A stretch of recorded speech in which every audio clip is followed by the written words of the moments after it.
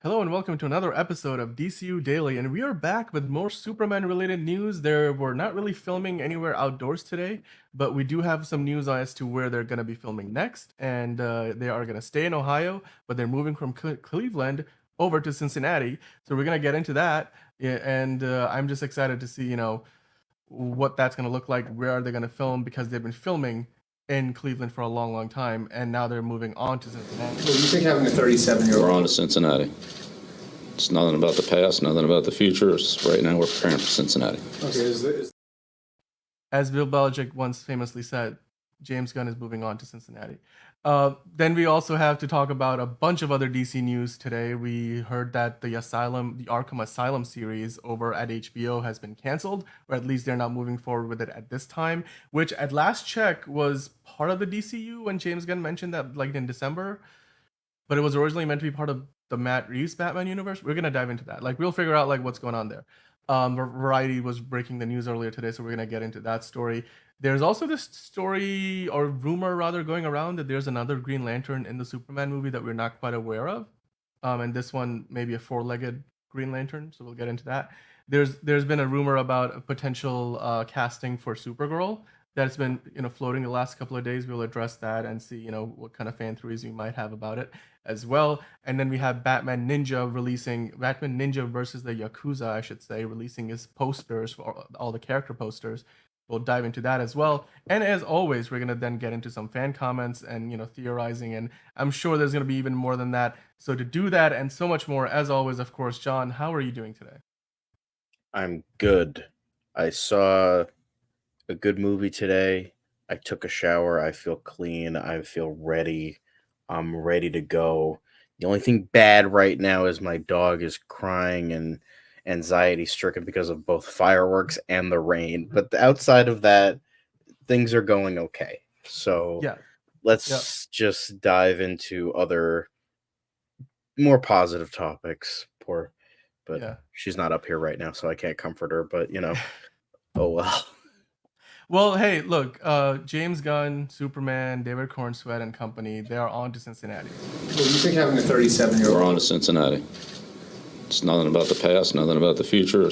Right now, we're preparing for Cincinnati. Okay, And as is the Superman movie. Now, before they went to Cincinnati, they were filming this scene just a day ago where they had all this crowd work going on, people running away from something. And clearly you can see there's a ton of people out there. We have lots to talk about regarding that because we kind of dug in and found some, information on the casting process for these extras, and it gave us some insight into how they're going to be, going on to Cincinnati and what they might be filming in Cincinnati, because the state of Ohio has got a pretty sweet deal for Superman the movie, and it's not just Cleveland, it's also going to include some filming in Cincinnati. I feel like I've already said Cincinnati 100 times. But John, like, what are your thoughts about the idea that they are now, I mean, after filming in Cleveland for like 2 weeks, they're going on to Cincinnati? Yeah, I feel like that makes sense because I believe Cincinnati is more like like a city. Like there's more like skyscrapers and stuff like that in Cincinnati. Right. It's a bigger city, so Yeah. it makes sense. Like if they want like more of a rustling, bustling city, then that's where they're gonna go for that. But yeah, I liked I liked how we got, even though we don't really have any set photos today. I'm glad we got that little tidbit of that video. Although, you know what my dad would say, watching that video and then watching that scene when it's eventually in the movie, I could do that. Literally every time that there's an extra with no dialogue in any movie we watch, he always says, I could have done that. I could do that. He's probably not wrong. I mean, it's just like, what, like, but the thing is, it's a very dad thing to do. Like, it's just an it's annoying dad thing to do. Right. Where he's just like, I could do that. Oh, I can do that. I could do Yeah. that. Like whenever, like, oh my god, every time we watch It's a Wonderful Life every Christmas, and you see the guy behind Mr. Potter who just stands there and doesn't talk. And he's just like, I could have done that. And I'm like, Dad, you were not alive when this fucking movie came out. Like, what are you talking about? He's like, yeah, but I could have done it. And it's like, all right, if you have a time machine, you can fucking stop this guy from being an extra in this movie. He's like, oh, maybe. Every time. Every time there is an extra with no dialogue, just like a random, like, cop in the background, or Mhm. he's like, I could do that. It's like, oh my god, then Yep. do it. Then shut the fuck up and do it. Then do it. It's you gotta fill out the intake form. You gotta like then commit to the time, because here's the thing: if you were a extra on set for a movie of this scale, you'll probably spend most of your day 10 12 hours out there. I mean, and it's been hot. Like, it's been hot in Cleveland, it's been hot in the Yeah. entire United States for the most part. Ugh. So But I you'll be always get a out there kick out of it. dressed It's just up. like And ridiculous. it's not easy. It's not easy, and It's not. extras don't often get paid a ton of money. I mean, it's a cool experience. I mean, most people are probably there for the experience, not for the pay. But this article I came across, and this is really where it kind of piqued my curiosity, and then it led me to a tweet from the Cincinnati Union Terminal. Oh, actually, the Cincinnati Union Terminal is where they're gonna go to film. But the tweet itself came from the Greater Cleveland Partnership. And as the tweet says there, or do they call them X now? I don't know. All right, whatever they call them these days, I like how the it says platform formerly architectural known marvels. I like as how it says Twitter. architectural marvels in there. I'm like, that's cute. It, It's probably nothing had to do with anything, but if it is, it's cute. it's interesting because like the design of the Union Terminal in Cincinnati is literally very reminiscent of the Hall of Justice. Yeah, it's the And inspiration there've been for it. rumors, Yeah. right, that like it looks like that. I mean, we don't know if the Justice League exists in this world, maybe because we are assuming it Yeah. that Green Lantern and Hawkgirl, Guy Gardner and Hawkgirl and Yeah. Mr. Terrific are part of some iteration of a team, whether it's Justice League International or the Terrifics. And if it indeed it is a version of the Justice League or some proto Justice League, then it could very well be that that's where they are, um, based out of potentially, or maybe somehow they end up there. These signs are from the set of the movie in Cleveland. You can see is that the City Hall behind that banner in Cleveland? I think that might be. Um, so this gave us some Yeah. sense of like where they might be going. And as the tweet says, they're heading to Cincinnati later this month. This tweet was put out just 2 days ago. Now, I dug into this a little bit more closely, and I found some information. So it's always good for things like this, if you guys are ever doing some research for yourselves, go Mhm. look into the local news websites, Yeah, because yeah. they'll have this information. Because they're gonna, especially when a movie this scale of we've been- Superman comes to down. I mean, we've been going through Cleveland.com. Cleveland.com I don't know if that's like for a like 2 local weeks. thing, but it's like it's They not definitely like are local. Yeah, I mean, it's not like they we're count. going through like Screen Rant and Variety and Deadline Right. that's showing all these set photos. It's Cleveland.com. Makes sense Cleveland.com. because like local stuff. I mean, that's where you found Yeah. like yesterday for the Zack Snyder Epic Worlds of Zack Zack- Snyder. It wasn't through anything Yeah. major. It was just through the website of the Egyptian Theater and like that Egyptian local thing. theater, So, exactly. So yeah, so local guys, always go local. Go local. Now, NBC4 is the local news station in Columbus, Ohio. And I mean, we're going to go through a number of these articles because there's a lot of details to kind of glean. If you guys have already come across this information, that's great. Let us know in the comments what you think about that. But here's a few details I wanted to point out, right? So I'll start out with this paragraph here. So the one that I've just highlighted. This movie has been filming now in Cleveland, as we know, since June 17th, and it looks like it's set to film there through July 16th. That might mean they still have some stuff to do outdoors, and they might all be doing some things indoors. So we just won't get to see those photos because, of course, if they're shooting indoors, everything's going to be closed. Well, unless somebody sneaks in, and unless somebody sneaks in, or just maybe like, and then just like leaves, or just somebody just walks by, just like this, and then just fucking. Just like no, it's like in their shirt pocket, and they're like, "What are you doing? Yeah. What are you talking about?" It's possible. It's possible. I mean, hopefully none of the crew members violate their NDA by trying to get stuff out there. How you doing, buddy? But or maybe they'll wear their new Meta glasses. I mean, do those have cameras? I mean, I know the Google Glass. Anyway, we're getting distracted. Back to this movie, by the way, has gotten like $11 million in tax credits from Ohio. Out of the $44 million of tax credits that the Film Commission there had announced recently. But putting that aside, the dates, that's the important part. They're going to be filming in Cincinnati on July 17th to July 18th for a couple of days. And of course, then they talk a little bit about what the extras are getting paid. So, I mean, John, if your dad is interested in taking part, they're still interested. It's $12 an hour.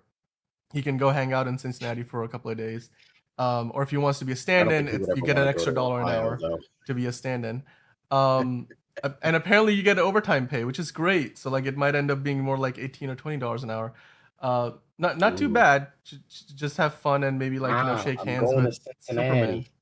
I want to meet James Gunn or whoever was in it. Yeah, Isn't it like the third AC or something, or AD that it's like handles yeah. or like the fourth AD, like some like nobody Uh-huh. nobody gives a Yeah. fuck. Yeah, I handle the extras. Okay. Which I'm not saying. I mean, everybody is important on a film set. I'm just saying it's just like because I am sure you have like an extra that is a little bit too big for his britches, and it's like I'm gonna meet like all the famous people, and it's like no, you're not. You're gonna meet the guy who handles the extras, and like maybe you'll catch a glimpse of someone else, but you're not Yeah. gonna meet them. It's But it's gonna be I mean it's could be by chance. You don't know yeah, where you're gonna end up on the set I'm and just where they're gonna place you. I'm not But making fun of the people on set. I never want to yeah, make fun of the people with those jobs on set. They're doing a great job. yeah. Everyone should be honored properly, even from the biggest to the smallest, no matter what. I mean, as filmmakers, we do have to say that we have to respect every job. I'm just making fun of the extras who don't know better because it's funny. Hey, look, we will all have that first experience as an extra on set.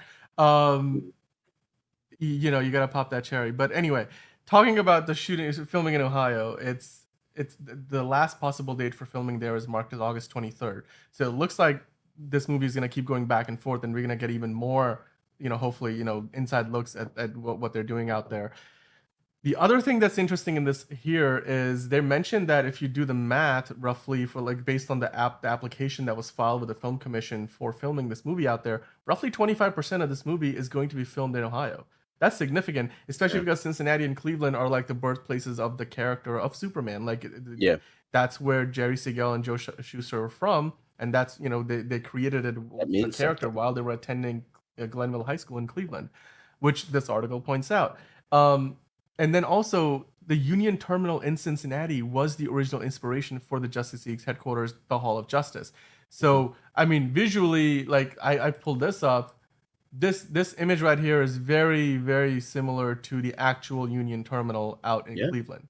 It's not it's if you look at the real thing, you're gonna be like, oh, okay, that's immediately you'll recognize it. It And has a the very blueprint for the real the thing, rounded nature of it. Like it's very. exactly. I love it. So I think it's kind of here. It's on the surface. We don't have to really speculate too much, like what they're going to be doing. Even if Mhm. it's not the Hall of Justice yet, it's likely that it's going to end up being something similar, or it's going to be a proto Hall of Justice. Now, there's some other stuff here that I wanted to point out as well. Um, in this article, they talk about it's that's essentially where they're going to go and film. This is the location within Cincinnati that they have earmarked as part of the application for the film Genesis, which was the code name for for the movie before we knew that every movie has a code name. But they don't really say, "Oh yeah, Superman's coming to town." They will call it something else. I mean, but Yeah. once they do show up in the size and scale, you see Superman walking around. It's kind of hard to miss. This, by the way, here tells us something interesting. They put out a casting call for actual police officers for the Cincinnati shoot. So I wonder what that means, right? Because we have already seen military. Now, here's the thing. There's some casting forms attached to this article.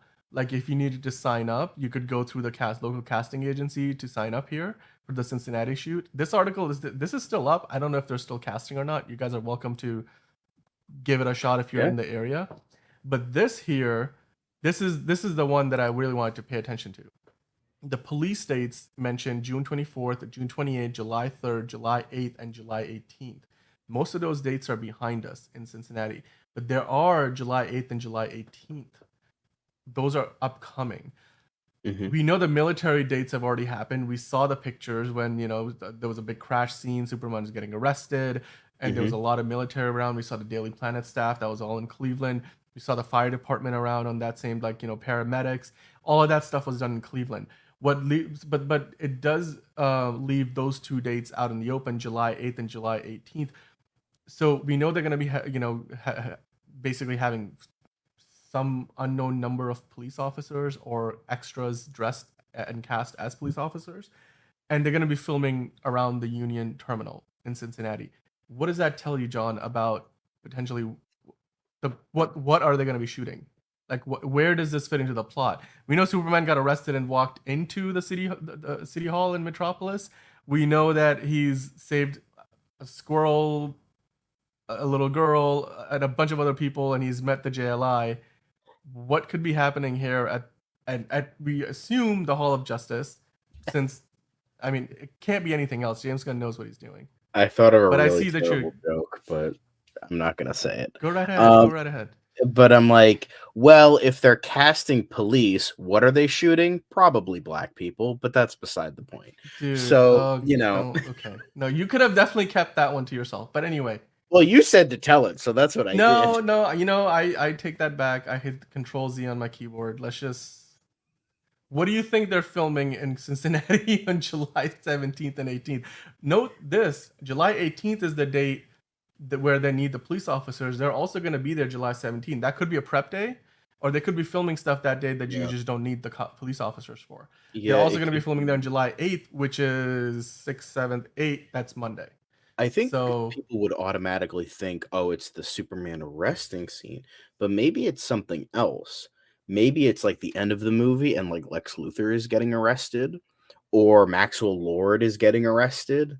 And that's why the Terrific / Justice League International gets disbanded, is because Maxwell Lord gets arrested. Like he maybe, helped Lex Luthor or something like that. I think that could be interesting because like you could still use him. He's just in prison. So that could be an interesting thing, like maybe that, or maybe it's just like another big action sequence where they need the police officers. So that's what those are the two big guesses. Somebody big is getting arrested, and it's not the obvious one because it's like they already did that. So what's the point? It's entirely possible that like maybe Superman gets raided by like police officers, but it's unlikely because we saw the military arresting Superman, so it seems unlikely. But the assumption is Superman is already operating out of the.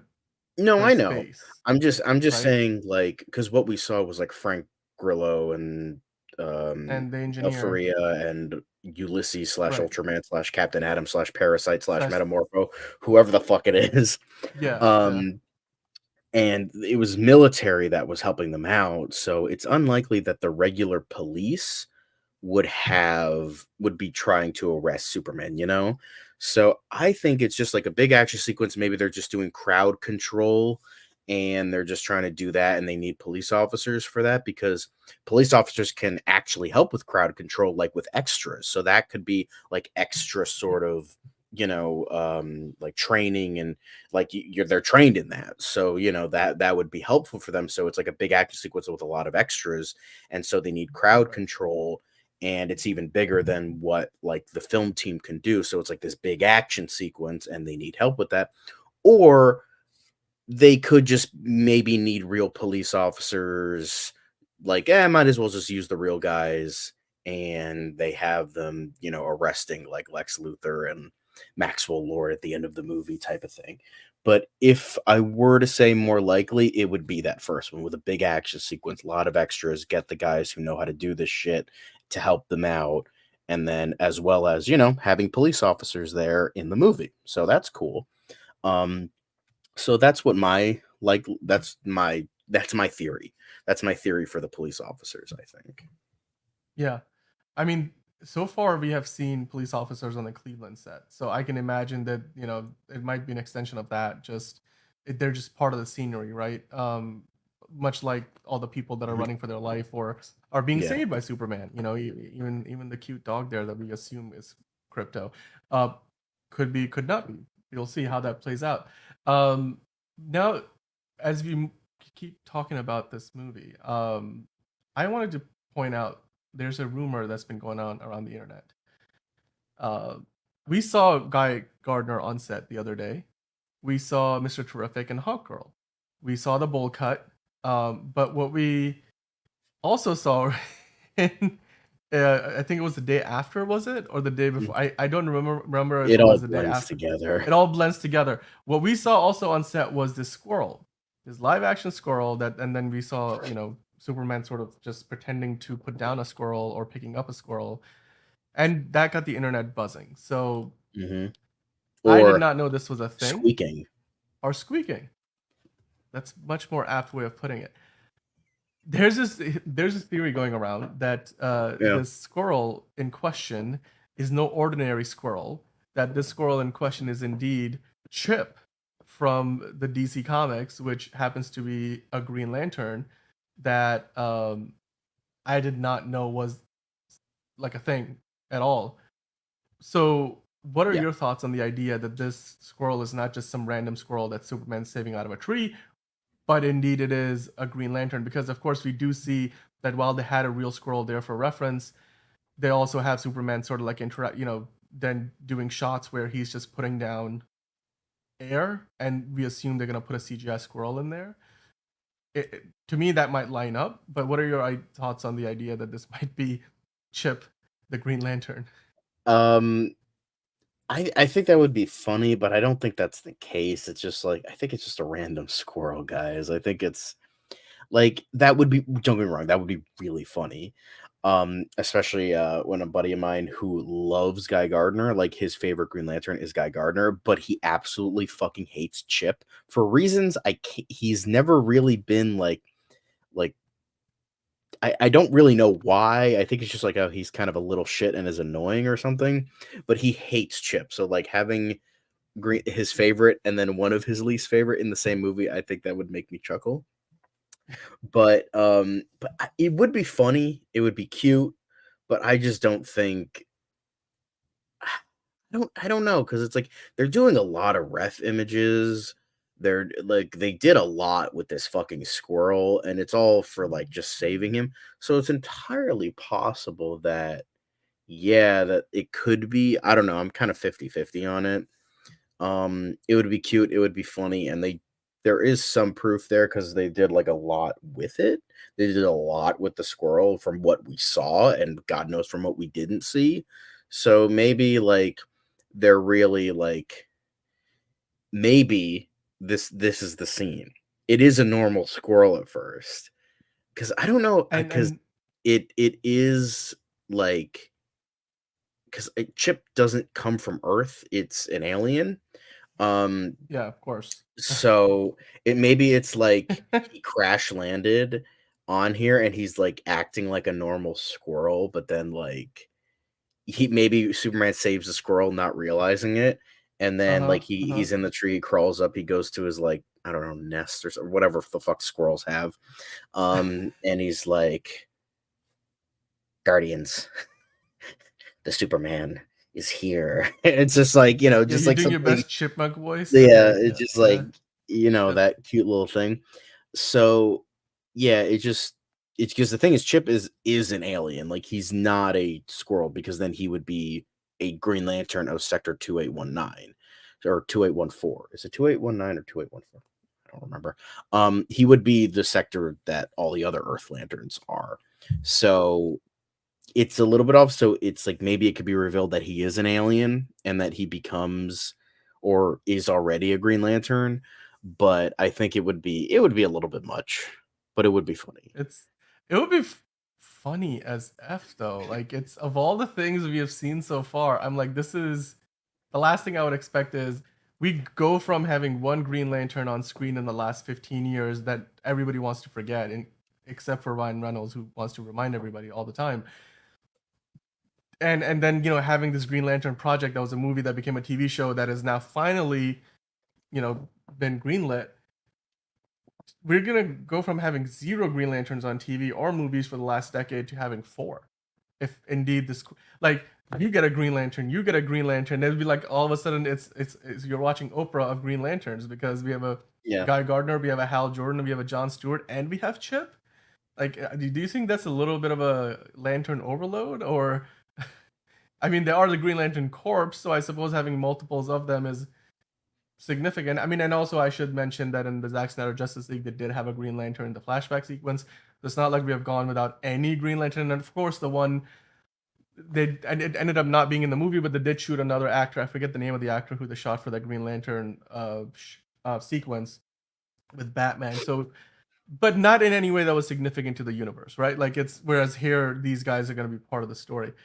Do you think there's too many lanterns at that point in this universe? Like right off the bat, there's four lanterns. I don't think so because it feels weird that they would have Guy Gardner in the show because Yeah. I mean John and Hal are the only ones, and Guy Gardner's here, so it would be funny. But I just think I do agree with the Watcher. It's kind of odd to save a random squirrel when it's like so much they're doing so much for it. But I think it's just like it's James Gunn's way of doing saving the cat out of the tree. It's James Gunn saving a squirrel out of a tree. Like, you know, I think he's just kind of doing that. I wouldn't mind either, but I think that's all it is. Yeah. And by the way, I think Bat Super, I wanted to say Super Bad, but Bat Super mentioned Wayne T. Carr. That's the name of the actor who played the Green Lantern that ultimately was cut from the Zack Snyder's Justice League iteration. Also, Geek Ledger had a theory about, we were talking about the Hall of Justice a minute ago, so let me see if I can go back to that. He had a theory about how it's all going to tie together in terms of the league itself, or whichever iteration we get, that maybe this version of Justice League has co-presidents and co-CEOs where you have Maxwell Lord and Bruce Wayne involved. Do you think that Bruce Wayne is involved with the Justice League right at the get-go? I personally think, like I might prefer that Batman sort of just kind of weaves in and out of the picture and Bruce Wayne is completely unattached because his persona, his real life persona has to be like as separate from Batman. Like it doesn't make sense to me that Bruce Wayne would be co-CEO and then he also shows up as Batman and like people don't quite connect two and two. I mean, what do you think about this theory from Geek Ledger? The idea that Bruce Wayne and Maxwell Lord would be working together. Bruce Wayne's too smart for that. Batman well, Bruce Wayne slash Batman. He wouldn't do something. Maybe he would make it Lucius Fox or someone he works with to make it like kind of like how he made Lucius Fox the CEO of Wayne Enterprises in the Nolan verse. And so he could possibly be doing that. But I don't see Bruce Wayne doing that because it's like, again, he's one of the smartest characters in the DC universe. No way. He has plans upon plans upon plans upon plans. Like he's up there with Lex Luthor in terms of intelligence. So I don't think he would do that. Like he would want to like, but it's also possible that he's so right in the forefront that nobody would think of him. It's maybe with that, but even then, I don't think. But again, I feel like that's like something like Barry Allen would do, like the flat or Wally West, because that's what he does. Like he's habitually late, so people don't see him as the fastest man alive. But I think Bruce Wayne would maybe do that to get heat off of him.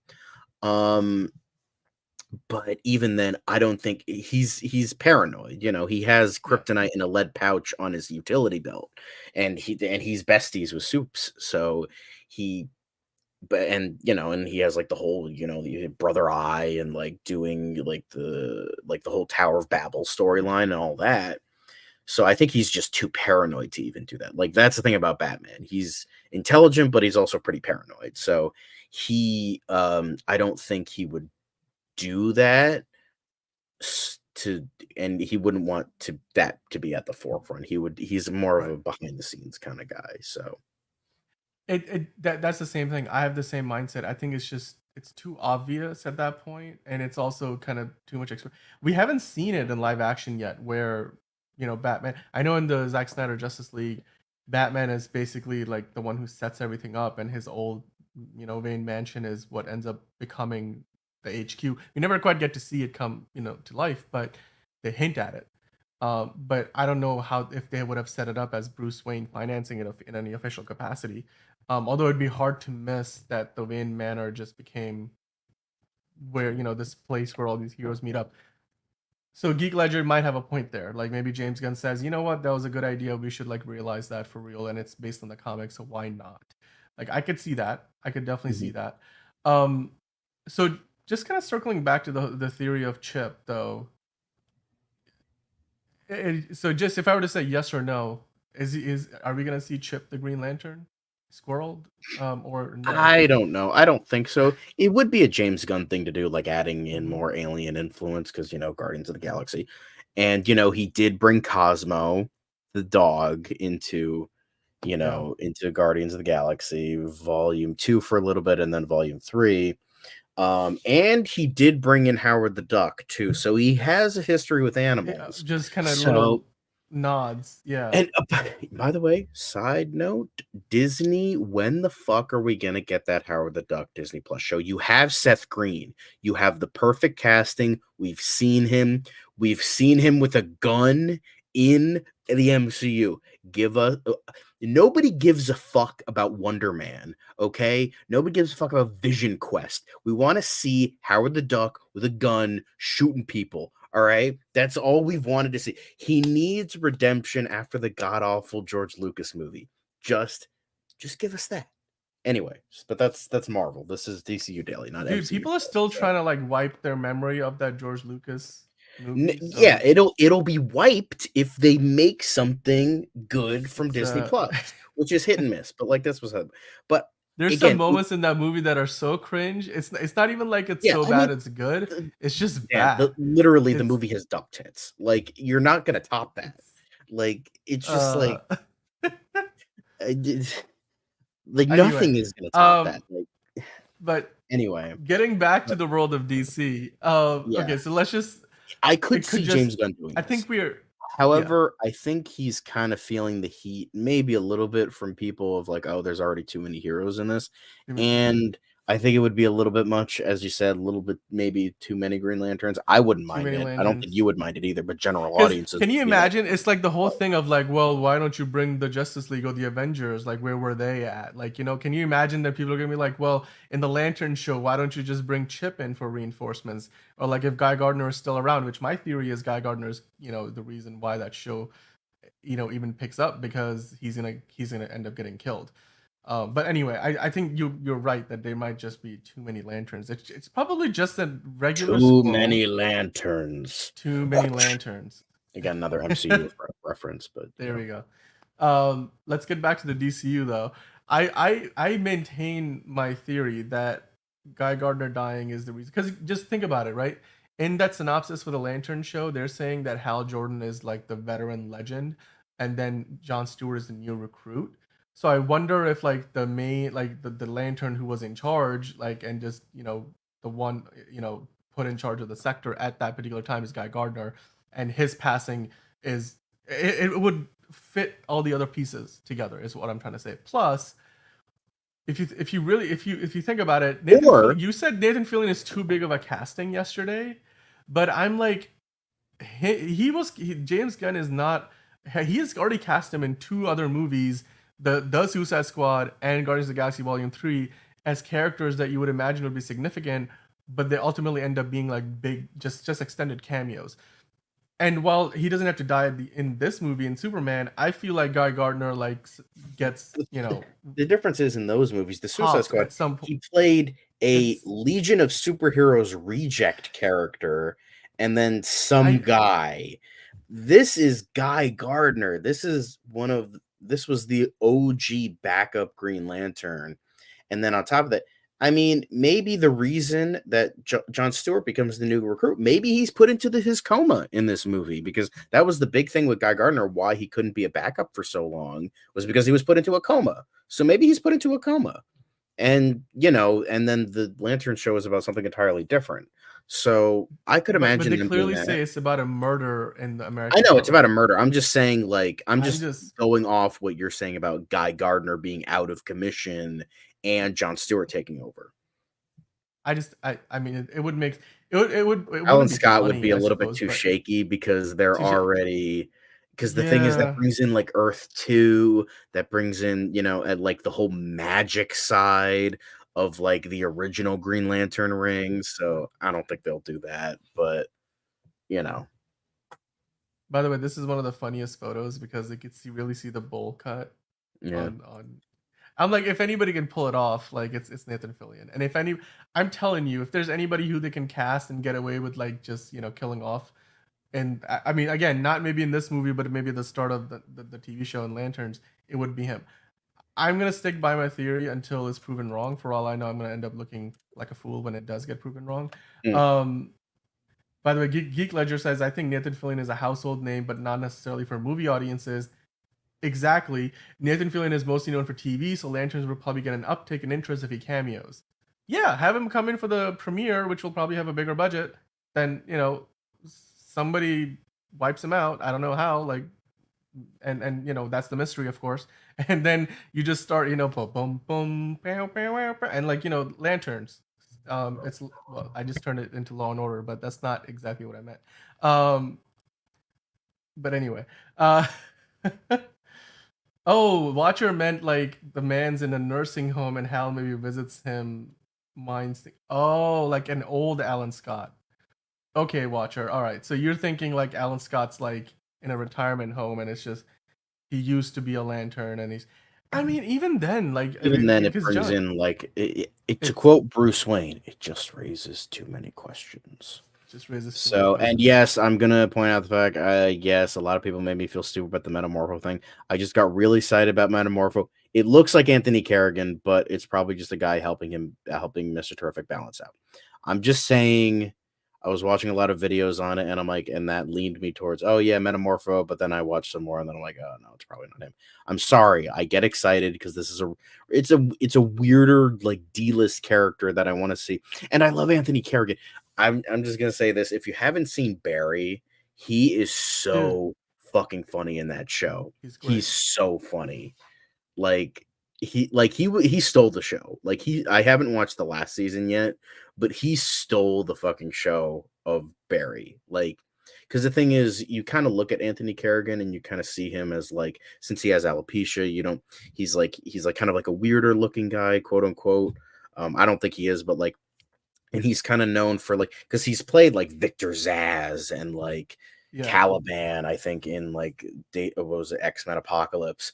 Like he was kind of known for playing really serious characters, and then he does Barry, where he's just this super silly, weird guy, and he sells that perfectly. Like he's like his comedic timing, his like everything with that character was so fucking fun. I'm so excited what he has to bring to Metamorpho. Isn't really like a funny character. Like he's not as silly as that character in Barry, but he is kind of like the what the hell is kind of going on here type of guy who's like he's the audience kind of surrogate a little bit, where it's like people have to dumb things down for him to like get it. But because that's what he is in Justice. But yeah, I fucking loved his character so much in this show. He was like, I mean, there were we know he's in the movie. Like, 2 and 3, I was like, this motherfucker better not die. Like he's like a Russian mobster, but you're like, you love him so much because he's just so charismatic and so funny. God, like I really hope that with Metamorpho, I know Metamorpho's not a big character and he's gonna probably be a side character here, but I do hope this opens some more doors for him as like a guy with like bigger roles and getting those bigger roles in movies, because I think he more than deserves it. I think he more than deserves like a big break for him because he mostly does TV. Yeah, and I want to give credit where credit is due, because John, one of our viewers, Imani Jeet, left a comment addressing exactly what you're talking about, mentioning the blue suit guys there to help the actors on wires land or take off, like, which seems like that's exactly what he was there to do, to help like Mr. Terrific and Hawkgirl kind of get their balance as they're like in the air, which makes sense. And we talked about the eye holes, and Imani Jeet addressed that too. He said he has cut out eye holes so he can see, which makes sense. I think I mentioned that too. I'm like, you don't want the guy to be like blind and not know where he's going, and they don't need the eyes to be covered to be able to cut it out. And if it was Metamorpho, his face would be visible, which is what you mentioned, John, and his body or costume could at least be somewhat practical, because when you look at the character design in the comics, you don't need to make it CGI necessarily. You could do it practically, really. And given James Gunn's penchant for practical costumes with Superman and all the other, JLI Terrifics members, I would imagine he would try to do as much of it, practically as possible. So, like, yeah, why hire a bald, pale face actor Yeah, like I Anthony know, I Harrigan, for know. example, to I play the know. character when you I just got kind of like excited. make it Okay, all shut up. CG? It's You're I, getting I'm excited just about I the mean Chips thing. All right, shut up. it's okay, but I mean we're gonna get to see him eventually because he's in the movie, right? Like that, it is confirmed that Anthony Carrigan's Metamorpho has been cast as in the movie. So we just haven't seen him yet. I mean, it's and given that Like, they're look, filming, so great. given that they're filming in Cincinnati and they're gonna continue to be in Ohio for a while to come, we might see him in one of the sequences. Like we haven't seen him any of the cast like dinner photos or anything like that, but that doesn't mean he's not around. Isabella Merced didn't show up in any of those photos, but she was on set for a day. So it just Mhm. depends on his schedule. He's Yeah, clearly in demand, yeah, so he's probably got a lot of other stuff going on. yeah. But yeah, I mean, with that in mind, let's sort of shift our attention over to the Batman story for a bit. And actually, Mhm. before I do that, the chat's been going off Yeah, about it's the like idea. really going crazy. I'm, by the way, Buster Barnes makes a good point. Alan Scott would be very old because Yeah, he would have been like in his prime in World War yeah. II. So if he wasn't, he would be really really old. Um, but yeah, I mean, yeah, Veta Digital has done work on the Planet of the Apes movies, and they're working on Peacemaker. So yes, there could be that they do Metamorpho as CGI, but why would you get an actor of Carrigan's caliber if Yeah. you're gonna CGI him, right? Like it doesn't make any sense.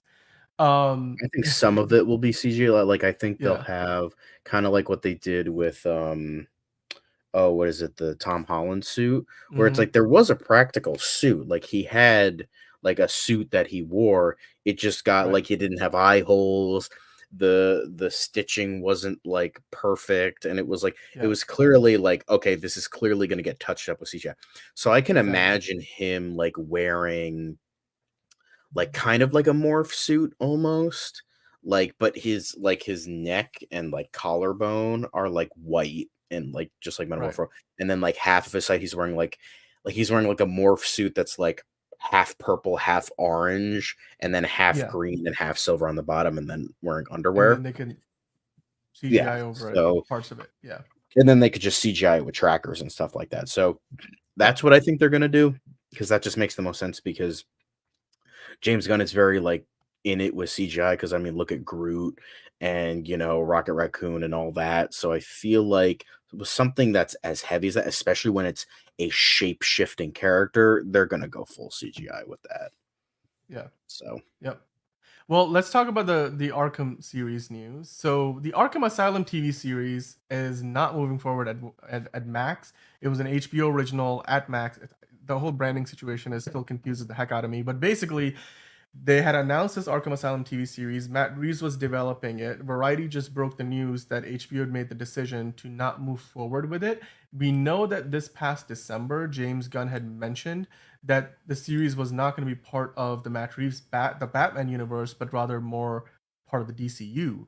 So there was a lot of confusion around where exactly this landed, yeah, and this article, it it sort it of leaves a was little bit of a room for interpretation because they say that it at least for now ends the path to the screen to a screen for this TV show, that we're not going to get it. It's at least been put on the shelf for who knows how long. It may be forever, it may be that they just decided to pass on it for the time being. Of course, they did greenlight the Lantern series, so we know that stuff is being worked on. um Terrence Winter was attached to write and executive produce, but then he left the project, and then they had Joe Barton come in, and then they parted ways as well. But who was the last person attached to this project? I think it was like Did they even have Anthony any? Campios or something like that. Campos? Okay, yeah, yeah, yeah, Campos, yep, Campios. Yeah, so the whole history of this was it was called Arkham, but it was going yep, to focus on the Gotham PD, GPD or right, GCPD, and it was going to be a prequel. Then they were like, "Oh no, it's going to be an Arkham show as in Arkham Asylum." Like, but the thing is, why would you call it Arkham if it wasn't going to be about Arkham Asylum? That makes no fucking sense. Anyway, so you have then it becomes an Arkham Asylum show, And then which initially people got excited because they were like, guess what? The Joker and the Riddler are both in Arkham. So like that right there already meant like we might be seeing those two characters. Exactly. So James Gunn then said, "Oh, it's not going to be a part of the Batman universe. It's going to be part of the DCU." But Matt Reeves is still working on it. Kind of like how Matt Reeves is working on Batman Cape Crusader, even though that's not connected to the Batman. Anyway. Right. So that now it's getting canceled. But at some point in that hullabaloo, I remember seeing an article somewhere that I don't know if it was James Gunn. I don't know if it was a rumor. I don't know if Matt Reeves confirmed it. I have no idea. But I remember seeing at some point that, oh, yeah, we were still developing the GCPD project just separately. You're right. So they essentially separated the premise and the Arkham name. So it was called Arkham. It was about GCPD. And then they separated those ideas. They kept the Arkham thing, but it was about Arkham Asylum. And they kept GCPD part of the Batman as its own thing.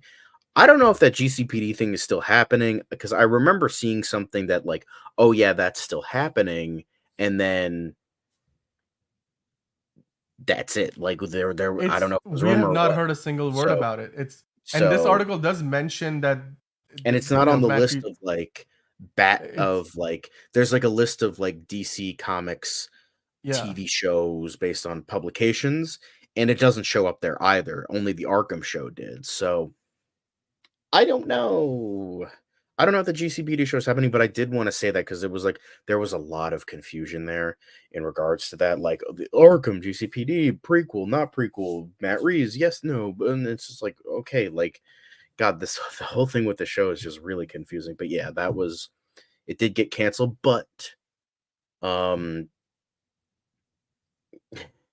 yeah, it's like because people are like, I think that you have like the extremist James Gunn fans who like are like, fuck the Batman universe. Matt Reeves is a fucking idiot. That fucking suck. Because I mean, you have those people as well. I know we like to make fun of Zack Snyder fans, like the extreme annoying fans, but James Gunn has those fans too, like who are like, oh my god, this is gonna be the greatest fucking movie ever. It's gonna be. It's like, all right, calm down. It's calm down. There's still some skepticism there.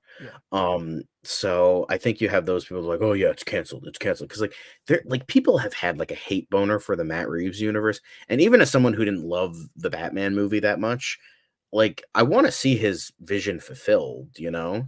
I want to see that like completed with whatever he has. So I don't know why people have such a hate boner, and there's so many rumors like, oh, Batman Part 2. I understand it's taking a long time, and that sucks because we want to see more of that. I mean, we're getting the Penguin, which is awesome, but it's like, I don't get why people are like so gung-ho about this thing being canceled. So many rumors I've seen, oh yeah, Batman Part 2 is canceled. It's like, calm the fuck down, guys. Like, why do you hate this fucking movie so much?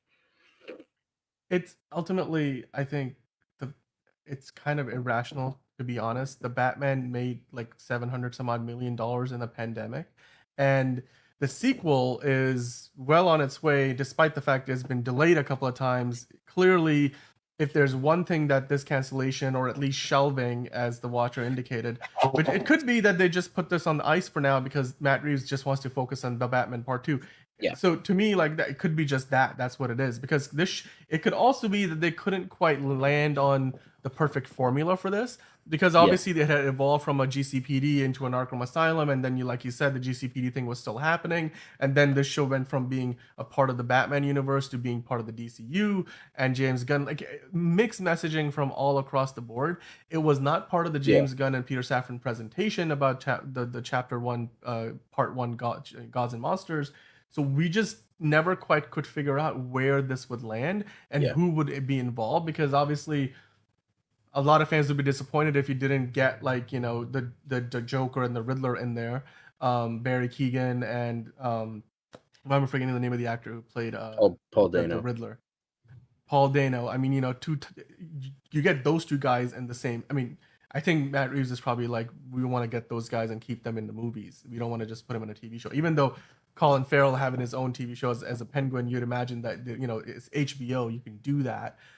But ultimately, I think it's most likely what happened here is they couldn't quite figure out what to do with this idea. It's a cool idea, But the fact that they had as many as 3 people attached as showrunners goes to tell you it was a bit of a mess behind the scenes. And whether it was Matt Reeves not quite being able to agree on the vision of the showrunners that they had brought in, including Antonio Campos, who was the latest showrunner to be attached, or it could be just that, Matt Reeves is like, I gotta focus on this other stuff right now. I gotta focus on the Batman Part 2. Or maybe it was a James Gunn or David Zaslav led thing. They're like, dude, let's focus on this first, and then we can kind of like circle back to this later, especially if it's part of the DCU. There's so much already going on in the DCU that on the priority level, because when you think about it, like I think it was The Watcher, I think you mentioned it, that the Teen Titans movie is on the way. That's being developed and written by Ana Nogueira. They have the Supergirl movie. It's already been dated for release in 2026.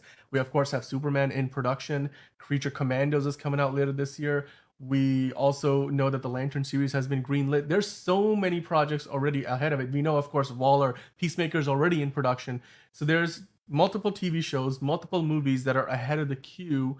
And, of course, you have the Batman Part 2, the Penguin, which may get another season if it ends up being not just a miniseries, and you still then have potential for the Joker Folie à Deux to become a trilogy if the second movie does well enough, and then the Batman Part 2 is probably not the last in that series of movies either. So when you take all that into account, do we really need an Arkham Asylum TV show right now, right? Like if you're in the Warner Brother boardroom, if you're at DC Studios, you're probably thinking we could probably just put this on the shelf for now, put it on ice, get back to it later, especially because it seems like they just couldn't find like the right set of ideas because it just kept on evolving, as Matt Reeves once said. So I'd imagine that evolving meant that, evolving, aka throwing shit at the wall to see what would stick. Exactly, like more of a, and I mean, not just evolving, it had a revolving door of showrunners to boot. So now at least they can probably just kind of narrow narrow their strategy, their focus, so that way, again, the focus is on quality over quantity. Because to me, this always felt like when the movie did well enough that they were gonna like do something along the lines of the Trench movie that was gonna spin off of Aquaman. It felt like as an idea it would be great, but to have it be something that needed to, I feel like that would be more of like whatever like the Marvel one shots were. It would make like a cool like short film that would be attributed as to opposed to its own TV series. Yeah, right. Like a TV series or even just a movie. Like it's like what the fuck are they gonna show? Just like a bunch of fucking like fish in the dark for 90 minutes? Like what the fuck is that gonna be? Like it would be like cool if like the short film is just like this guy, like somehow he fucking, maybe it's an Atlantean, maybe it's just a normal guy like a scuba diver, and he like goes in and like he has to survive, but he just ends up like dying anyway, and it's like he's on the chase and then like he gets killed at the last second. Like that would be like a cool horror short, but I don't know if that would be like a full movie or something. Oh, you're muted.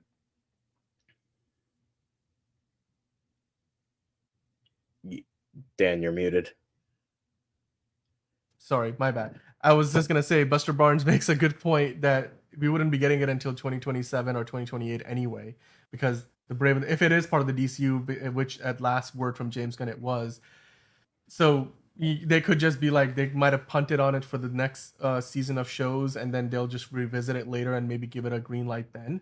HBO also has a very high bar for their shows because we already know that they spend a ton of money, like on at least one or two, Game of Thrones spinoffs where they shot the pilot and then they just tossed it out and said, no, it's not good enough. And ultimately, through that creative process is how we got House of the Dragon, which is one of the biggest shows, if not the biggest show on air right now with season 2. And certainly it was with season 1.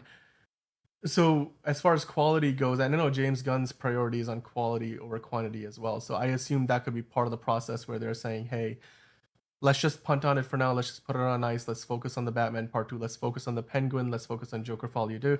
And yes, at Geek Ledger, you make a really good point that the Batman Part 2 comes out in October 2026. And then you could kind of bring this show out around that time. It becomes a duology. But that assumes that this will be part of the Batman universe. And James Gunn mentioned clearly that this show was going to end up being part of the DCU instead. So, like, it wouldn't really connect in that way. Maybe the GCPD show that they were developing would. but ultimately, we'll see where things go from here. What we do know is that, of course, we have the Lantern TV series that's on the way. As far as the Arkham Asylum show goes, though, that's very much been, put on ice. Let's just call it for now. Mhm.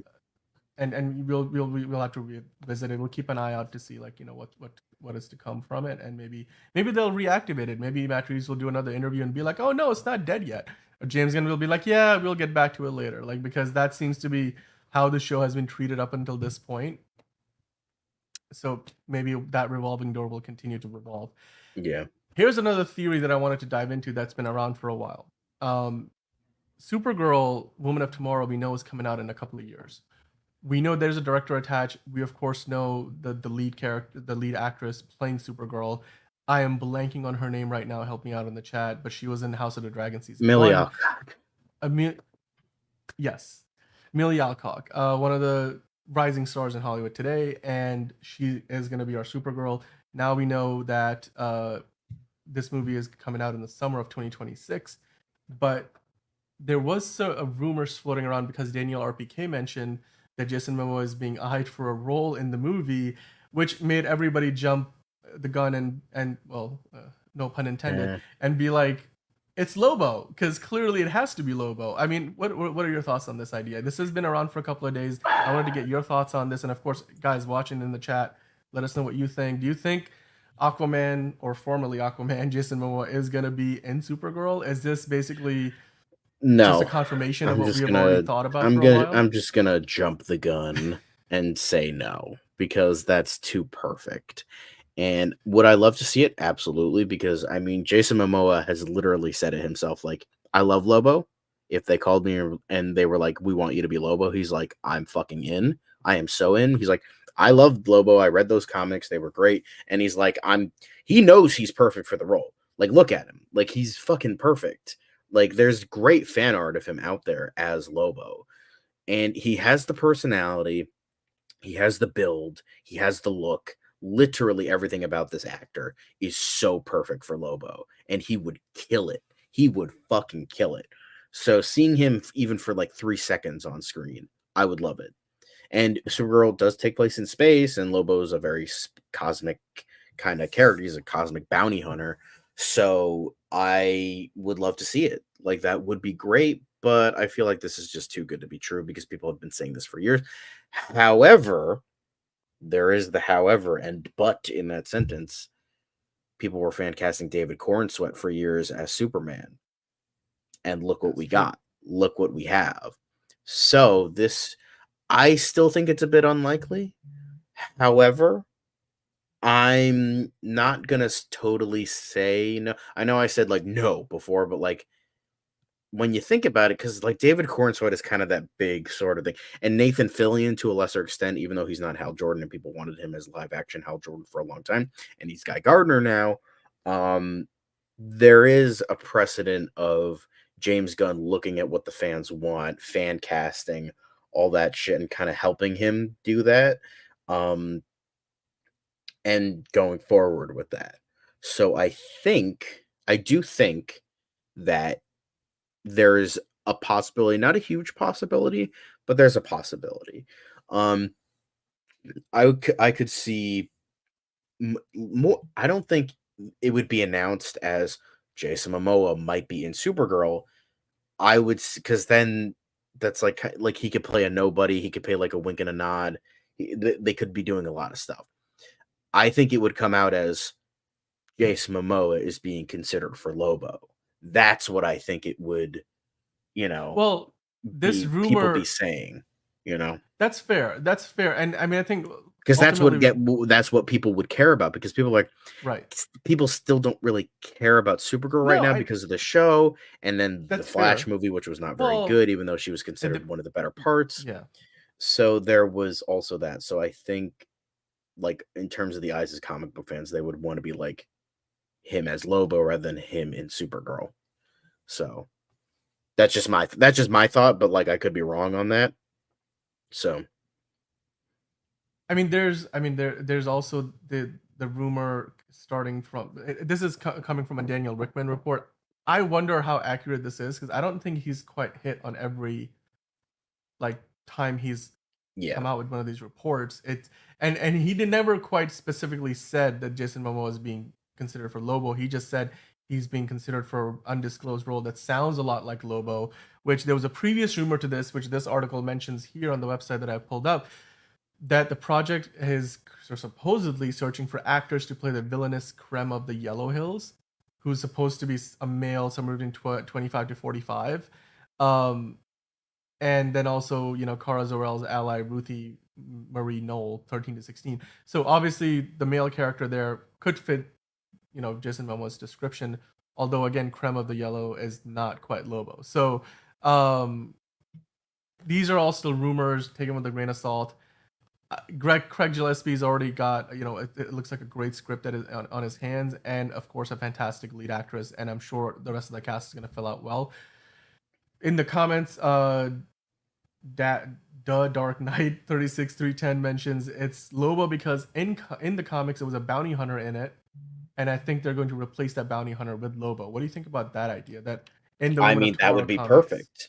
It's really, again, because like that's what James Gunn is doing with Superman. Like they're introducing Maxwell Lord, Lex Luthor, the Terrifics, and like those Terrifics or JLI, whatever the fuck it's gonna be, and they're really, you have a Green Lantern.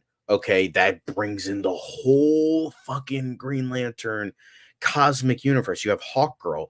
You have that lore, possibly. Maybe she's connected to the Thanagarians. Maybe she's not. I know it's Kendra Saunders, but with how, the lore is, with how, because I mean, in the 2018 run, they did connect every Hawkman and Hawkgirl into one character, even the Thanagarian versions, where it wasn't just time, it was space as well. Like there was a Hawkman on Krypton when it exploded and that kind of thing. It's a great, it kind of, when they introduced Sky Tyrant, it kind of went downhill. But I will say the 2018 Hawkman run was really good for at least a good long while. But that I would love for them to do that, like kind of connect that.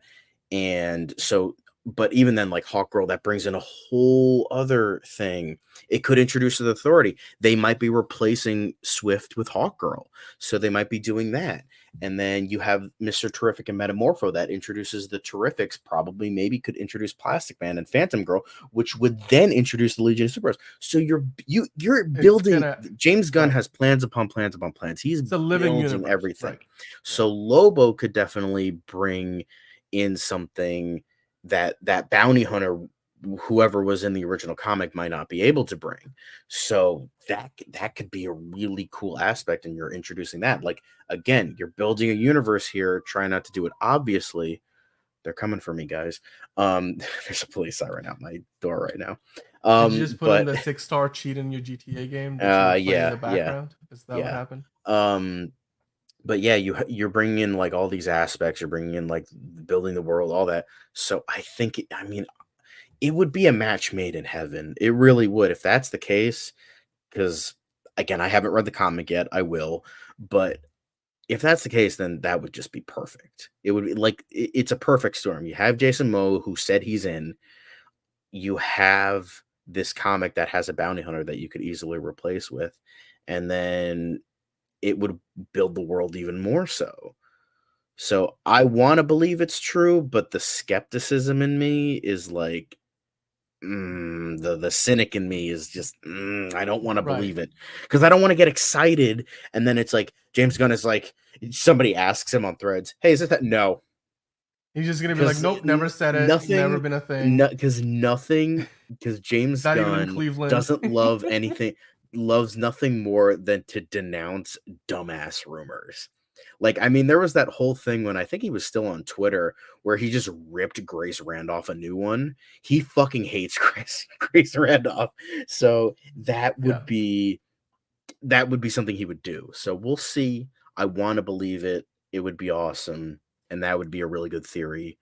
But again, the cynic in me is like, I don't know. And I don't want to get excited. Look, it's honestly like, given the timeline for that movie now, 2026, the casting process is probably ongoing. We're gonna get news about it, and so sooner than later we're gonna find out who the villain of the movie is gonna be cast as, if Jason Momoa indeed is gonna end up playing one of the characters in it. and whether that will be Lobo or not. So we'll keep an eye on this story, and then we'll just follow it and see where it goes. Right now, I wanted to quickly kind of jump into something a little less known here, but it is nonetheless a DC property.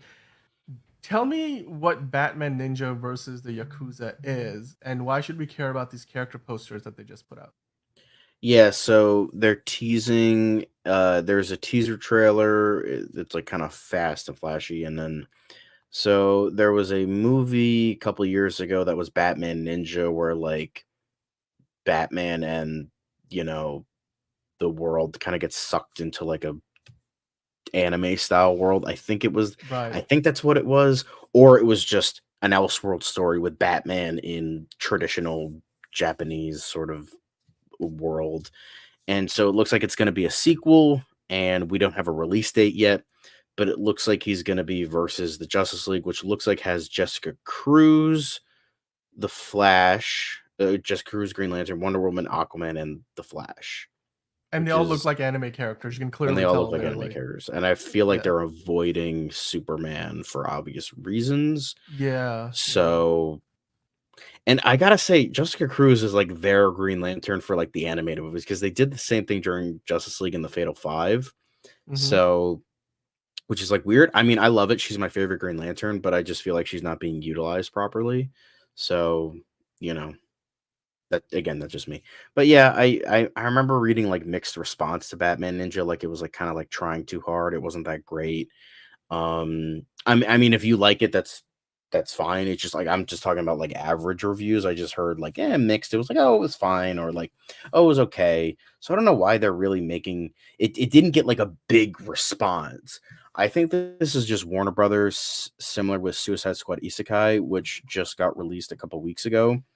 Um, about like Warner Brothers being like, "How do you do, fellow weebs? We also want to do the animes." So and all right, before you like anime fans get mad at me for using the W word, I have the W pass. Shut up. So I just don't I personally don't get it, and it's just Warner Brothers being like, hey, we know anime is popular, let's try to cater to that crowd, and it just kind of seems dumb and desperate to me. But if people like it and people are excited for it, then more power to you. It's just like, as also a guy who doesn't really like anime that much, I just don't get it. I just like it's like okay, great, I mean, it's sure. gonna be interesting. I think I've been watching Attack on Titan. I was way behind on Attack on Titan, but um, it's kind of like watching a soap opera, and it's kind of like like Dragon Ball Z growing up, stuff like that, right? Like Naruto and stuff. Hopefully the pace of storytelling is a little bit faster than those, but I mean, Batman in anime form, the artwork here looks pretty good to me. I would watch it just to even give it a shot. Why not? Like how bad can it possibly be? I guess. By the way, this is a fairly we're not really talking about this character, but the Watcher brought it up, so let's kind of discuss it for a second. Um, he's asking about like maybe Henry Cavill coming back, and because the chat has been talking about how the previous Justice League actors could be playing Hmm. new characters, such as formerly Aquaman Jason Momoa playing possibly Lobo. Could they bring Henry Cavill back in, and instead of playing in all another multiverse Superman, maybe he plays the Human Target? What do you think about that idea? I think similar with Zack Snyder. I just don't think he wants to deal with WB anymore. Like he just kind of wants to do his own thing now. He's like all these other projects. He wants to do he wants to do Highlander. He wants to do Ministry of Ungentlemanly Warfare. He wants to do Warhammer, but I think that's kind of dead in the water at this point. But Which is yeah, I think unfortunate. I mean, it's I mean, he's such a big fan, but with how like the retconning of canon has been going the past few months, that Warhammer fans are not happy with, and they kind of want to. I think they want to introduce that into the show, and Henry Cavill's like, no, because he's a big fan of like the older stuff. So that's a whole can of worms that we're not going to get into here, because it's DCU Daily, not Warhammer 40K Daily. So, um, I mean, Human Target's as he said, an interesting character. Because the thing is, you can't get as he said, you can't get a noticeable face. You can't get someone who, you have to get like the most like boring face imaginable. Like get someone like Jesse Plemons or something, where he just has like a boring blah face. Like he's just like someone who could like he's kind of like for people who don't know Human Target that much, he's kind of like Darkman a little bit, where he like kind of disguises himself as people who there's like plans to like kill them, like assassinate them and stuff. So that's what like he does, and then he has to like find the threat and like take care of it, but he has to like get heat off of the actual person, so he like takes their role and that kind of thing, which would be cool. But I've seen those rumors, so I don't know why they would. But Human Target's like it's a smaller character, so I wouldn't mind seeing that. But like I can't see them like doing like a whole thing with it, because he's gotten like a show, and then like there were a bunch of pilots that went nowhere. So I don't know how far they would really go with that. Plus, if you're gonna bring in Henry Cavill to play that character, like you would want to make a significant commitment to making this. I mean, whether it's a standalone or it's part of the DCU or another separate Elseworlds, universe, you wouldn't just do that like out of like on a whim. Like casting Henry Cavill is a significant step, and I mean the guy is, like you said, busy with projects left and right, despite the fact that he's no longer Superman or The Witcher and not in Warhammer, but he's still got plenty of shows and movies coming his way. He's as popular as ever, and his star is still on the rise, which like it's hard to believe like that man. He's already as successful as he is. He's still got more projects on the horizon, and I'm sure those will keep him occupied for a while to come. But if James Gunn were to give him a call, he's had that conversation when he told him you're no longer Superman. He did it face to face, so I'm sure there's some rapport there. But as to whether that's a priority again, I don't know if that's something that James Gunn is quite interested in at this point in time. Maybe down the road, but maybe not quite this instance, as in now in the next 3 or 5 years. I'd imagine maybe it'll be a little further down the line if we were to go down that road. But yeah, I mean, hey, the Watcher says Gunn said he loves Tom King's recent Human Target book that released, I think, a year ago. Of course he does, because that's James Gunn to Tom King at this point. So I don't get it. I don't get it. I'm sorry. I just don't. I've read this guy's work, and for DC, it's not good. I've read the Visions and for Marvel, and it's great. So I don't know. He just doesn't work for DC. I'm sorry. I know people are gonna fucking, fists in the air, but like I don't like Tom King's work. Like Heroes in Crisis was fucking terrible, and Mr. Miracle was meh at best. So like, well, I don't know. But and I've tried to read his Batman run, and it's fucking terrible. Like it's bad. It's gonna be interesting because this is definitely one of those characters. Human Target would be one of those characters that you could turn into an HBO series that would be underrated, but it will find an audience, and it's something that James Gunn. It's a character, again, not very well known, but a character that James Gunn has an appreciation for. Therefore, it could have a future in the DCU. But right now, I wanted to sort of focus on the fan comments. We already went through one fan comment earlier, so we have 3 others that we want to highlight today because you guys have been sending in so many comments. By the way, if you're enjoying the show, please hit the like button because that really helps us out. Subscribe, into comment, more algorithm. We really do appreciate that. Like, comment, and survive. And we do appreciate all the interaction in the live chat. Of course, we have been having this conversation all night long. But here is another fan comment I wanted to dive into from yesterday's show. The Watcher, who's been watching and commenting today. But who watches The Watcher? 9500. That's a good question. But he mentioned, I really think that could be potentially the Chip, the Green Lantern scroll. That would be dope. Yes. Now, this is, of course, in this was before we were reading all these articles. This was he just said this, and we were like, oh yeah, let's talk about that. That's a funny, cute theory. And then you just saw these influx of all these articles about Chip. So it was like, I'm like, oh, that's perfect, because I saw the comment first, and then you're like, and then you kept sending me these articles. I'm like, that's really funny. We got to talk about that. So it kind of like diminished his comment a little bit. Sorry, since we already talked about it before. But yes, that was something cute. If you missed that, obviously you can rewind it back and watch our thoughts on that. But yes, interesting theory. I'm kind of mixed on it. I don't think it would be a bad thing, but it might be a little bit much for audiences.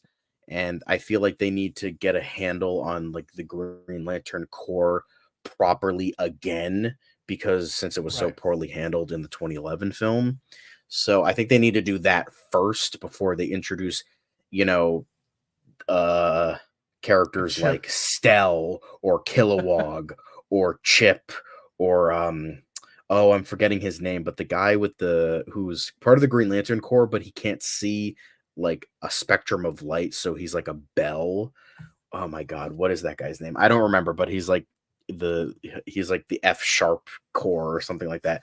He's like this very weird character, but yeah, before you introduce all that stuff, like just try to keep it as normal as you can, because you got to get people back on board with Green Lantern, because a lot of people only know either the main film or to a lesser extent the animated shows. So I feel like you got to get them back on board before you introduce characters like this. So we'll I see. tried to But just Google the name. I can't really figure out. Is that the colorblind Green Lantern? Is that what it was?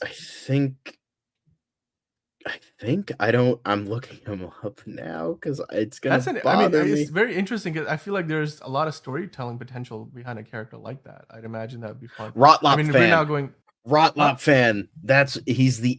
Okay. So he's a member of the Green Lantern Corps, but he's blind and he can only use his ring upon the principles of sound. So he's technically the only. Although it's funny because you'd think there would be more blind aliens out there who only use like sound and stuff like that, but he's part of the F sharp core, F sharp bell core, I think. Yeah, because he can't see the spectrum of light, so they have to use like. Yeah, I knew somebody was gonna make that joke. But yeah, so he's like that's Rotlop fan. He's like one of those like underrated characters who's like but yeah, he protects Space Sector 911. So yes, cool. Dial 911 for Chip. He did have a cameo in the Green Lantern movie for like 2 seconds. He was in the background somewhere, but yeah. By the way, we have Ryan dropping in, and he's obviously a big DCU fan, but he's also from the Cincinnati area, and he's excited to see Superman come to his town, which we were discussing that earlier because we saw this post on X from the Greater Cleveland Partnership. So yeah, it looks like we're gonna be seeing Superman filming as early as this Monday, July 8th, in Cincinnati around the Union Terminal, which has been an inspiration for the Hall of Justice historically. I think if you look at the pictures of the two, it becomes pretty obvious. This is the Hall of Justice from the comics, or an iteration of it, and then this is the Union Terminal. Like the influence is uncanny, and it looks like James Gunn and company are going there they're on to Cincinnati, as Bill Belichick would say, and they're out there probably already prepping. And they will be filming there on July 8th. We know this because there was some casting calls that were put out, and we talked about this earlier in the show, so you can rewind and look at it. But just to kind of review a little bit, this is from a local news article from the area, and I think it was either Columbus or Cincinnati. We were looking at the local news, and they pointed out that a casting call was put out not that long ago. So Geek Ledger is just ripping on cinephiles right now. Yeah, because I mentioned Weeb, and he's like, those are the assholes of the anime universe, kind of like cinephiles, and it's like, all right, dude, calm down, Jesus Christ. He's like, fuck the Irishman, fuck the extended Lord of the Rings edition. It's like, whoa, Jesus Christ, you're gonna get murdered saying shit like that, my guy. Calm down. Dude, I mean, not by me. You're on the internet. You gotta be careful. You gotta be careful. You gotta pick your battles. Come for you. You gotta pick your battles. But yeah, I mean, just saying there, July 8th and July 18th, they're filming in Cincinnati. They have been looking to cast, actual police officers to come in and play, I guess, either extras or just stand-in actors. We had some of the dates already. Military extras were there for the day that there was a whole crash scene in the Daily Planet. Staff were there, the paramedics and the fire department, and police officers in Cleveland. Now that the production is moving its focus to Cincinnati on July 8th, this Monday, and also July 18th. And one of these other articles pointed out that they're even going to be filming there on July 17th. So yeah, it looks like they're going to the Hall of Justice, the literal Hall of Justice that the original location was based off. The Union Terminal is literally the inspiration for this. And if you look at the pictures, it's uncanny, the resemblance, which the watcher pointed out, it's uncanny, and to go and use that literal location in real life, I'm like, it's just gonna be more of those iconic shots of like, I think we're starting to get an idea of just how definitive, just how serious James Gunn was about the idea of this being the definitive version of Superman, like in a way that maybe even the Christopher Reeves movies after watching this one won't feel like it, whereas this will feel like That's this gonna be is hard, the but Superman. Which maybe. is, it's a high bar, but like I'm just saying, Very high bar. they're certainly doing everything within their power to sort of like give you. The movie has the budget. They're spending like probably, I think it was, they're spending like a good estimated $36 million of the movie's budget filming in Ohio across all the different cities and locations. And if you go by the math that one of these articles did, one of the local news stations, roughly 25% of the movie is going to be shot in parts of Ohio. So Oh, by the way, the Geek Ledger is defending his takes. I love he says, listen, I love the extended editions of Lord of the Ring, but the theatrical versions are just as good. Just saying. Fair point. I personally think the shorter versions are better. The longer ones are not necessary. Damn. But and yes, the Arrowverse did use that building first. Yes, I was just gonna say that he used the building first, just want to shut them out for walking so the DCU could run. Yes, I was gonna mention that. I forgot, but thank you for reminding me. But yes, they did use that first. Does that make them good? No. I'm just kidding. But yeah, so like they introduced that idea props, right? Of using the inspiration first. Like, all right, cool. But yeah, it's yeah, good. It's iconic. It's way, iconic. I can't way to go, Arrowverse. the dead Arrowverse. Yeah, well, such classic shows like Naomi and Gotham Knights. Yeah. Was Gotham Knights even part of the Arrowverse? I don't even think it was. It just sort of. It kind of technically neither was Naomi because it was on a different Earth, but like it's a multiverse, so it's like all encompassing. Right. It was on pretty much any DC show after Arrow. Right. It was part of the Arrowverse. It was part of the. Yes. But hey, let's get back to the comments, right? So yes. Which one did we just do? We did the. Oh yeah, this is the next comment. So Typhum VI5JY, interesting name. He mentioned on yesterday. This is a comment. I mean, it's a bit of a tap, on our shoulders because he's complimenting that how detailed our theorizing is, which it's not just us. It's you guys. You're watching. You guys are the ones bringing so many ideas to the table. But Typhum continues. Love this content for being detailed and theorizing, but still respecting the story that the movie is trying to do, and not too quick to judge based on just the suits. I actually love the story, how these small versions of Terrifics in this movie works for the corporate, and then Superman really gives them this new perspective on of how people should be more kind and respect these heroes for protecting them with kindness and trust. It would be a perfect way for these supporting characters to help tell a great Superman story. This seems great already. So I think the point of his comment was that while we have a lot of these other characters, Superman is going to lead the way in terms of being that moral compass for the world of heroes that he exists within. And this story sort of tells that story, that journey that Superman has to go on, and also bring along the Terrifics and whoever else, all these other cast of characters that we're going to get to see. So ultimately, despite the fact that this movie might feel crowded, it's still a Superman film. And yes, I mean, it looks like James Gunn is still ultimately putting the story first, which is exactly what we want to always have happen. And that's something he has said on multiple occasions. That's always going to be the focus at in the DCU.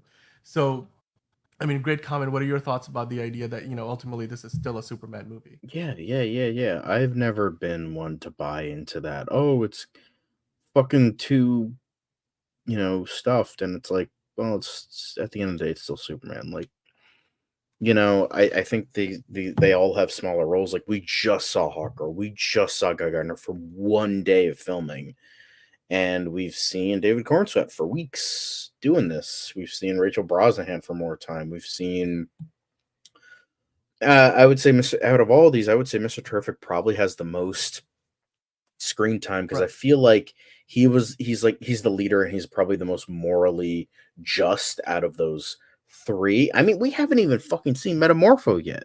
We haven't even seen Anthony Carrigan yet.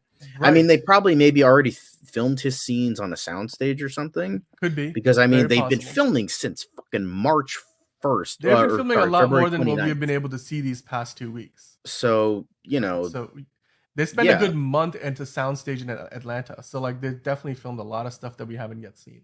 Yeah. So there's definitely a lot more to it, the movie than what we already know.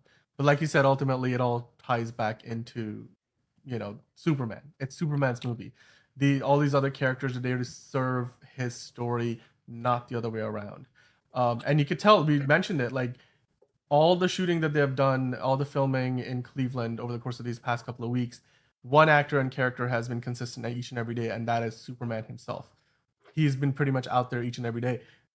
All the other actors and characters have kind of cycled in and out, but Superman is the constant, you know, throughout each and every day of the filming. So that goes to show you just how important a part of the movie he is. I think the next comment we already covered. Yeah, the blue suit guy comment. So we already went through that one. So, you know, again, great shout from Imani G. He talked about shut up. that, I which can admit when we I'm don't have to go wrong. through it again. But the last comment that we want to highlight today, and again, there's so many more. We'll continue to bring these on the show next week. But the last comment for the day today is from Adasenk, NO80B. Again, a very interesting username. He mentioned Superman has psionic invulnerability. That's why his clothes don't get damaged a lot unless he's fighting someone on his level or higher, unlike someone like Aquaman who has superhuman durability. There was a big difference between the two, just using Aquaman as an example. I think this is really in reference to the idea that Superman has a very battle damaged suit in a lot of these action sequences that we have seen being filmed in Cleveland. Like you can see there, it's all charred up. And even if you look at the picture that they put out, the only official picture we have gotten yet, because all these other pictures are behind the scenes images, they're not being put out officially by James Gunn or Warner Brothers or DC Studios. The only official picture we have gotten so far is this one here, and you could clearly tell that the suit here is pretty much, you know, charred up from whatever it is, whether it's explosions or something else. It could just be just gunpowder or just soot from explosions. I don't know. Like it doesn't need to be anything that's like, you know, like he's getting hit by missiles or anything like Man of Steel. Superman is getting hit by bullets from the Warhogs. But what are your thoughts on the idea that, hey, Superman has the psionic invulnerability, so his suit just doesn't get damaged, which clearly it's not the case here, but these pictures that we've been getting from behind the scenes as well as the official one. It's interesting that like maybe like Superman's skin offers like some kind of psionic aura that helps him not have his suit destroyed, because it's like that's kind of like a good blanket sci-fi term of like, oh yeah, it's psionic energy, sure. So but like yeah, sure, I would go for that. Like that's fine with me, because I know, like, I mean, so many times in the comics where he's like, nice costume, and it's like, oh, my mom made it for me, you know, Superman for All Seasons. And then, you know, I think in the comics Dean Cain used it, Tyler Hoechlin used it, so, you know, that's just like dweedy fucking Smallville energy, and we love it. We love that here. So yeah, I think that's a good way of putting it. I never heard of that before, and so I would say yeah, person whose username I can't spell or pronounce, but yeah, I think that's a good way of putting it. Good on you for reading more than me. I can admit that I'm not the, I mean, I'm a big comic book nerd, but like there was always someone that knows more than you, so no matter what. I mean, to me, when we talk about like psionic powers, the only thing I can think of is like Dragon Ball Z. I'm like, are we talking about like Goku or something like that? It's like, what are we talking about here?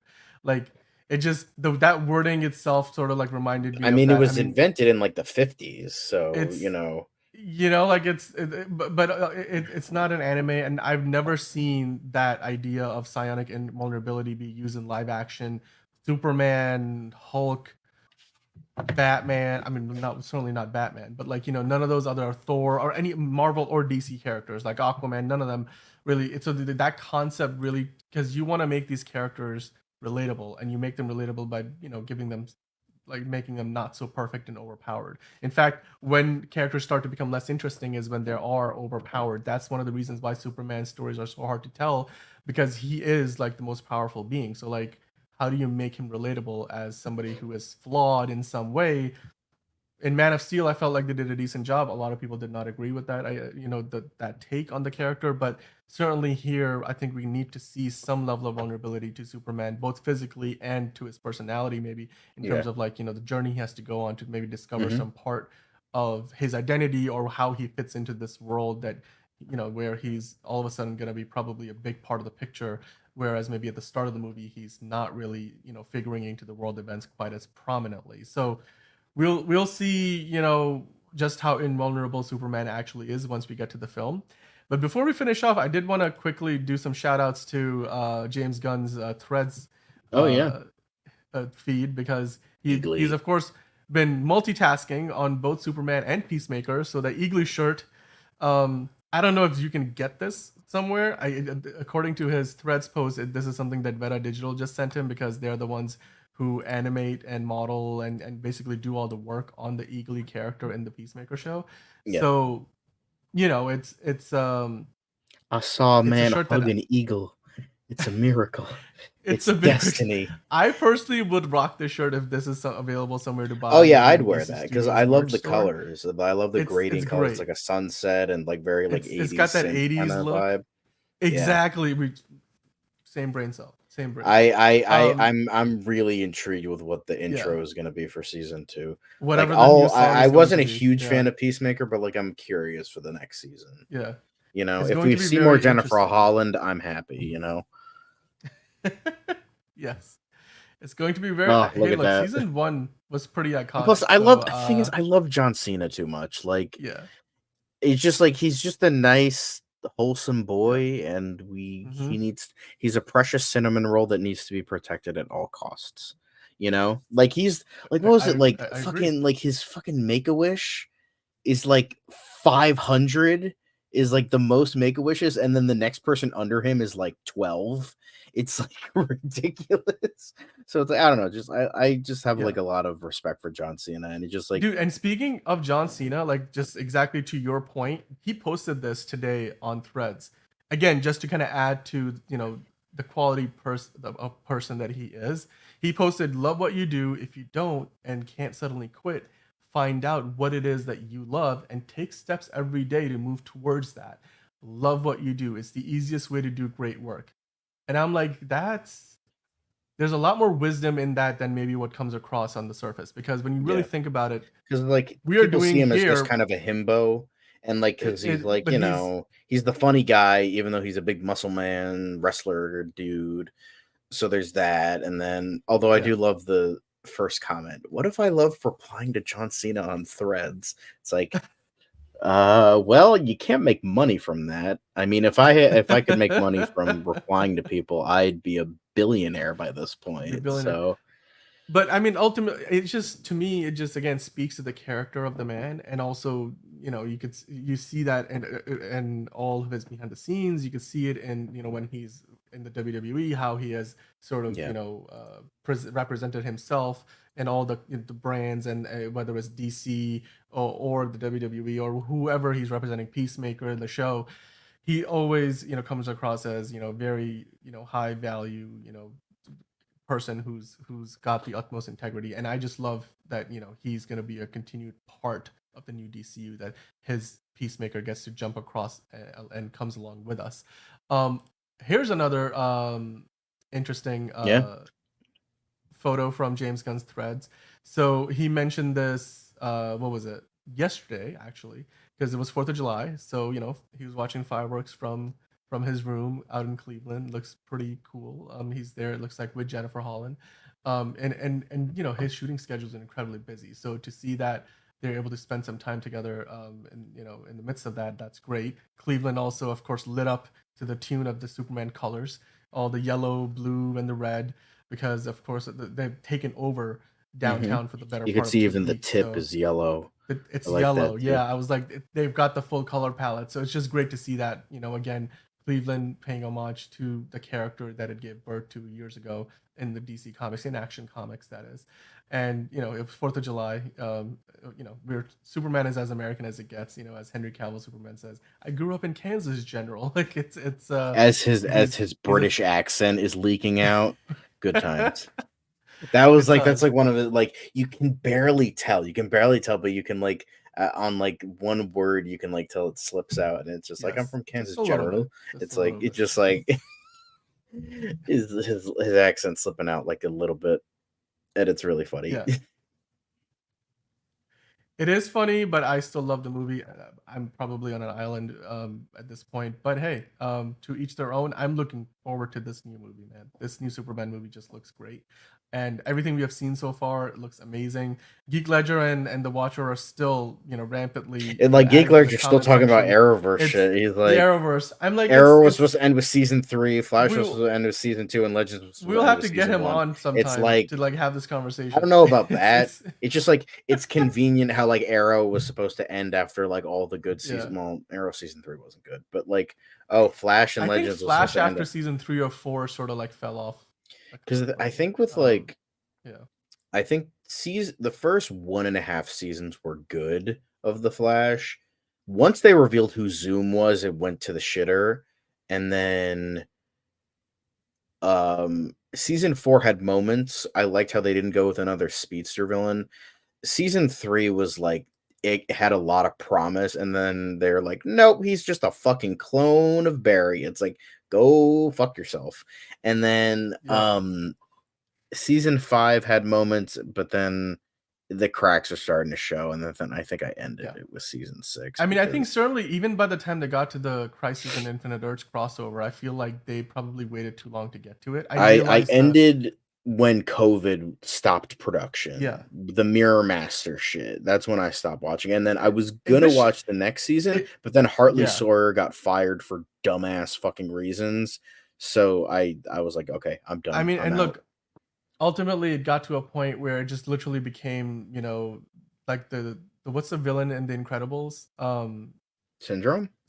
Syndrome. It's like what Syndrome says in the movie. It's like his evil plan is when everybody's super, nobody is. And it's they made this random pregnant woman a fucking superhero. It's I'm sorry, everybody was a superhero in that show. It's Oprah, you're a superhero. You're a superhero. You're a superhero. Everybody's can we have a supporting cast of just regular people?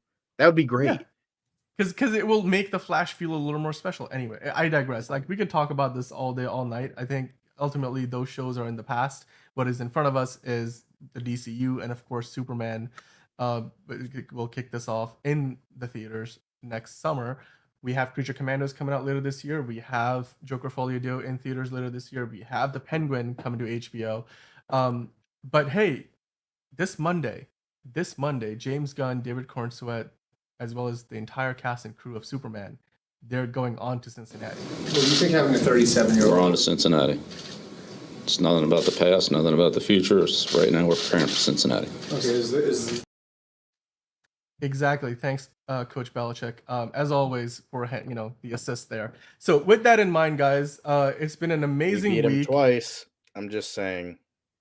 I'm just You're saying. a Giants fan. It doesn't matter. Tom Brady still had 6 rings with the Patriots and 7 overall. I'm just saying. Yeah, but you know what? The Patriots never were fucking undefeated, so they can fucking suck it. All right, so they were undefeated in the regular season. Yeah, but not when it fucking mattered. So you can get let's off. Have that conversation. That shit. Dude, all I'm gonna say is the Patriots have more championships in the last 25 years. Yeah, sure, but they're not undefeated, so whatever. Okay, you know what? Touche. But back to the world of the DCU and DCU Daily. We'll be back on Monday with more news, insights, behind the scenes photos as they come our way. We know that the crew is moving on to Cincinnati. They have been filming in Cleveland for a couple of weeks, and now they move over across Ohio. And when we get some pictures, we will dive into them. We'll theorize. We will see whether Chip indeed is going to be in the movie or not. Chip the Green Lantern, or maybe we'll get to find out some news about Supergirl casting. Maybe that rumor with Lobo being played by Aquaman will get confirmed. Maybe it won't. Maybe we'll get to see a new character like Anthony Carrigan playing Metamorpho. If that happens, I can't imagine just how excited people are going to be to see that. Maybe we'll get more of Bowl Cut. Maybe we'll, Nathan Fillion will make it. We can only hope. Maybe he'll still be looking for his Groupon coupons and Venmos from the people that he's helping save. Anybody? Square, Cash App. It's PayPal. anything, Zell. anything. I'll take it. Tip, cash, coins, like, like just anything you got, hand it over. But yeah, we were certainly going to see David Cornsweet because, like I said, this is a Superman movie. David Cornsweet is playing Superman Clark Kent. We're going to see him no matter what because he's been a part of literally every day they've been out on these, outdoor sets. But until Monday, it's been a great week, guys. If you haven't already, hit the subscribe button because this way you'll know when we're going live and have new videos up. Hit the like button if you enjoyed the show and hit the notification bell so that way you know when we go live and have a new video going up. We'll be back with the show on Monday with another DCU Daily. We'll also be reviewing Axel Foley, the new Beverly Hills Cop movie on Netflix. We'll be reviewing Maxine that's out in theaters and Despicable Me 4 on the Also Curious show. And then we'll have a DCU Daily as well. So lots more to come on Monday. Until then, guys, go out there, have a great weekend, go watch a movie, watch a TV show. And well, with that, John, it's time to call it a night, and we'll end on the words "All of Squirrel. Justice." Or that.